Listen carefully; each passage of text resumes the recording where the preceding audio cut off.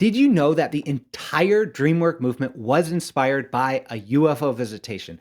That's right. If you've practiced dream sharing with another person or a group, if you've said, if this were my dream, I would think that, if you've worked with these groups of people to explore dreaming to make lives and society better, then you've been influenced by this one UFO visitation. Is it real? Is it fake? We shall see. This is a really big question, but it is important to recognize. So stay to the end of the video and you'll see why and how this UFO visitation is relevant to today's dream practice, as well as the contemporary discussions of UAP and crash retrievals. And also, you'll be invited to learn, practice, and connect with others in the monthly D-SETI Dream Group, which this video announces. So UFO occupants have inspired dream work. So in 1951, a man named Kilton Stewart asserted that the Senoi culture, which is an indigenous tribe in Malaysia, was so foreign that it could have been derived from UFO visitations. He wrote in a paper called Dream Theory in Malay this following line, and I'm just going to read it to you because this is really inspiring. If you should hear that a flying saucer from another planet had landed on Kulangra, a lonely mountain peak in the central mountain range of the Malay Peninsula 100 years ago, you would want to know how the spaceship was constructed and what kind of power propelled it. But most of all, you would want to know about the people who navigated it and the society from which it came.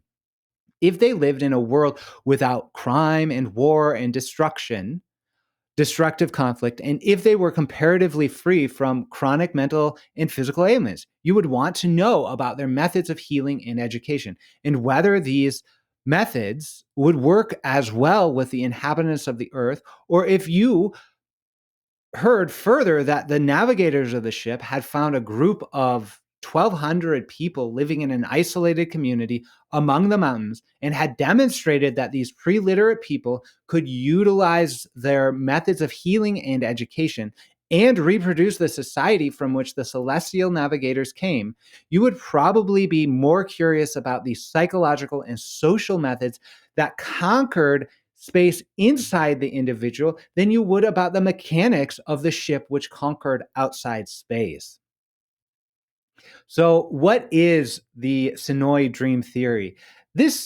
Slide comes as a quote from a researcher. He's a materialist researcher named Bill Domhoff, who wrote a takedown, a criticism of this entire idea, Senoi Dream Theory. He says, actually, these people didn't practice dream work in the way described by Stewart, but we will nuance that argument a little bit. But before we do, we need to cover what Senoi Dream Theory is, and this is a beautiful summary of it. And this is a quote from Bill Domhoff's paper. But the Senoi, it is claimed, not only share and interpret their dreams, even more significantly, they shape and control them. They are able to have the kinds of dreams they want to have, free of fearful chases and frightening falls and full of sensuality and creativity. They do so through three basic principles that are taught to children as they report their dreams around the breakfast table. These principles, which are unique in the dream literature and greatly appeal to modern readers, can be paraphrased from Stewart and Garfield as follows. 1. Always confront and conquer danger in dreams. If an animal looms out in the jungle, go towards it. If someone attacks you, fight back. 2. Always move towards pleasurable experiences in dreams. If you are attracted to someone in a dream and feel free, then feel free to turn the attraction into a full sexual experience. If you are enjoying the pleasurable sensations of flying or swimming, relax and experience them fully. 3, always make your dreams have a positive outcome and extract a creative product from them. Best of all, in this regard, try to obtain a gift from the dream images, such as a poem, a song, a dance, a design, or a painting. So this comes again from Bill Domhoff's Senoi Dream Theory, Myth, Scientific Method, and the Dreamwork Movement. All right. So there is a huge influence and there is reality behind the Senoi Dream Theory. So we know that the Senoi Dream Theory influenced the entire field of dream work through notables like Charles Tart, Jeremy Taylor, the Human Potential Movement, and the Esalen Institute in Jungian dream work. So if you've practiced dream work in the late 20th century, early 21st century, if you use the term dream work, it derives from this paper, this 1951 paper. Yet, according to Domhoff, in fact, none of this is true. It is all a fairy tale. It is not a hoax, but it does show how gullible most people can be due to persuasive dream hucksters and the general American will to believe that there must be some good and pure people somewhere in the world. And this is really interesting because Domhoff's work is all about the quantitative analysis of dreams to prove a hypothesis that dreams are continuous with waking life. And that's about it. But there's a lot more to dreams as D-SETI puts forward. So I want you to discover why and how this story can be both real and a dream. The encounter of the UFO occupants with the Senoi, the actual reality of the Senoi, and it's the whole complex's impact of society. This all needs to be teased out, and it's really fascinating. So continue on with me. So this is an announcement for the Dream Study of Extraterrestrial Intelligence Dream Group. If you've noticed, and if you've been with me, I had in the past talked about how D-SETI stands for the Dream Search for Extraterrestrial Intelligence or the Dream Study of Extraterrestrial Intelligence, depending on your ontological interpretation of if extraterrestrials exist or not. The fact that I am calling this now the Dream Study of Extraterrestrial Intelligence really should let you know that something changed in my orientation and something really fired me up in terms of sharing this mission of dreams and ET contact. And that actually was my research into the 1990s alien abduction research. And I found a truth in there that was amazing. I found a nugget of wisdom and historic fact that shifted my entire perception of this field and has set me on a mission to put forward the values of the dream study of extraterrestrial intelligence. And I'm inviting people like you to join me in this study to see what can happen. What sort of society can we take if we take this dream that Kilton Stewart put forward in 1951, if we take it seriously and act towards it with a faith and passion and conviction and mission? What will happen? What sort of innovations will happen in society, in technology, and science? What sort of innovations will happen? And I say those are the innovations that will take us to the stars and build a society free from crime and aggressive mental illness and all these other things. And even though this inspiration came from dream hucksters in the 1950s that Bill Domhoff doesn't like, I say that it is worth going on. This is a journey worth going on. So thank you for being here. And let me now tell you about the Dream Group. So the purpose of the Dream Group is to connect to dream a healthy society based upon dreams, creativity, pleasure, and courage, to connect with the community of beings surrounding us, including UFOs, UAP occupants, nature spirits, and all this vast realm of actual entities that communicate with us through dreams and other modes of communication. So, as a dream group, the purpose is to connect with others, to share our dreams, and to gain insight about our dreams and contact, and to learn about dream work in general. As a D-SETI project, it is to explore extraterrestrial and non-human intelligence contact in dreams, to document dream contact, and to experiment with methodologies to bring forward a dialogue with our celestial neighbors and community. What are the activities we'll go on? Well, we'll have a 5 to 10 minute check-in. The whole thing should be about 60 minutes. We'll have a mindfulness exercise for about 10 minutes. We'll have an education section, 5 to 10 minutes. And then we'll have dream sharing. So we'll share our dreams and go through a process with that. It's very simple. One person shares a dream, another person retells it. We ask clarifying questions, and then we have a noticing circle. We're just noticing what we observe about the dreams. If it were our dreams, what might we say about it? And then we'll have a closing check-in. That's about 5 minutes. So that's it. That's about 60 minutes of communication, of being together. We'll do this once a month on Zoom. So the ethics are really important to talk about. We respect the dreamer as the authority of the dream. So we use the phrase, if it were my dream, to offer reflections. I'm not telling you what your dream means. I'm telling you, if it were my dream, I might think about this, that, or the other thing. We do not share another person's dream without their express permission. We respect the dream as a multi-dimensional source of meaning. So we embody the spirit of the dream as we speak it. We use multiple means of engagement. That's art, that's drama, that's communication. We allow the dream to shift if that is beneficial for you or our community. We're not holding on to the dream as a historic record of events. Rather, we're using it and holding on to it as a potent means of insight, transformation, connection that can be beneficial to us in our world. And we are aware of personal projections.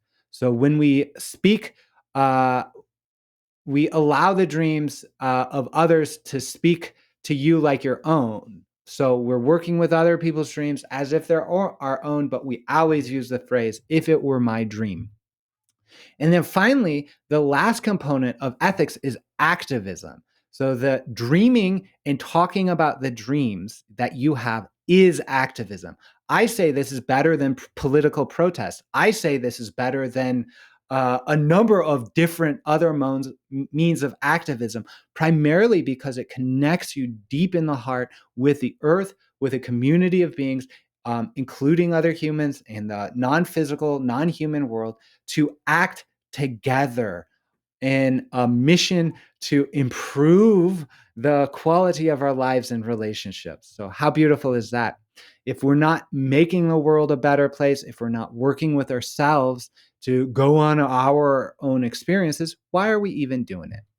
So we take action in the waking and dreaming for non-harmful individual and collective benefit. Epistemology. This is just a fancy word to say, how do we know what we know? So this slide tells you about how we are orienting to dreams as a source of knowledge. So please engage your imagination to remember and share and interpret dreams. This means we're using our rational mind and also our imaginative mind. We refrain from making ontological conclusions, right? So ontological means of the beingness of a thing, the study of what it actually is. So, for example, was the extraterrestrial visitor in your dream real or a dream? That's a consideration we can kind of discuss, but we're not going to make long-standing conclusions. We're not going to say that was a little gray alien or that was just a dream. We're saying it can be both, and we'll ask the question, how? So we use multiple means of knowing. That's intuitive means of knowing, that's creative means of knowing, and that's rational means of knowing. And we're balancing those in our work together. And finally, the sense of validity. So validity testing. How do we know what we know is valid? Well, because our empathy with other people increase. Our empathy with the world increases. Our insight into the nature of reality and our relationships to the world and ourselves and each other increases. Joy in our lives increase. Creativity in our life increase. And ecological activism increases. So these are all methods we will use to test the validity of our work together. So let's go through the steps of the dream circle. Step 1, dream sharing. One person will share a dream. So take a moment to ground yourself and connect with yourself before you share. Use the first person tense to describe the dream as if it is happening in the moment. And then share your dream first and not your interpretation. So you're telling a story and you're bringing us into the world of your dream with you. The language you use and your presence are the tools of creating this beautiful shared dream, which is the remembrance, recollection, and exploration of the dream you're sharing. So, step 2 is listening and clarity. So, we're in a circle with other people. We're using fallible language. So, the group will pay attention in mindfulness and presence and then ask clarifying questions. So, we'll practice mindfulness as you listen to the dream. We imagine living through the dream as if it's a shared dream.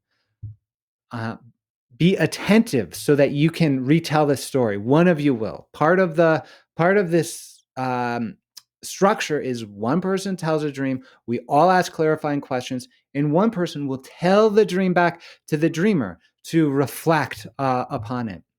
We'll also notice feelings and emotions and connections and associations as they arise.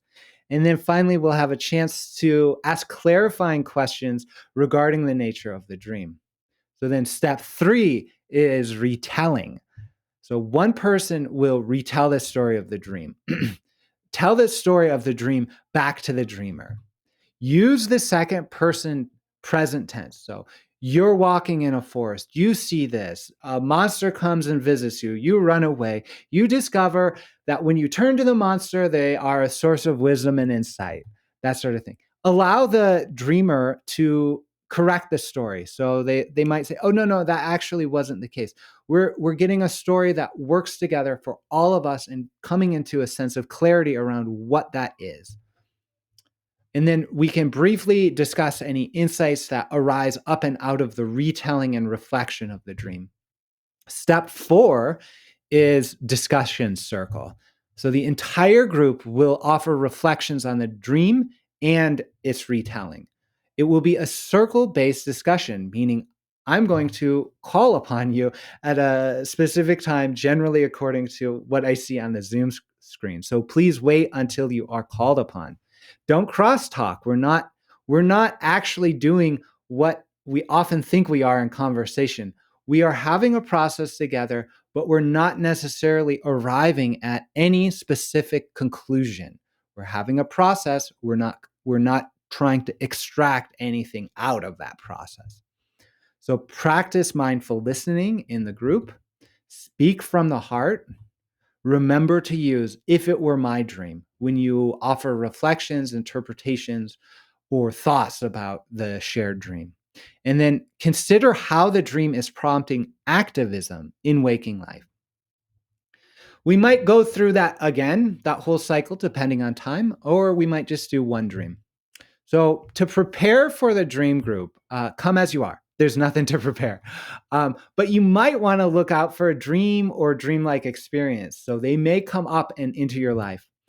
Um, Keeping a dream journal is a great way to encourage dreaming. I use the Dreamwell app that I've put out in collaboration with the team at Dreamwell. So I use that. It is a great way to bring you into the practice of mindfulness and for recording your dreams. It has notifications. It has kind of a beautiful way to engage and keep data about your life and experience there.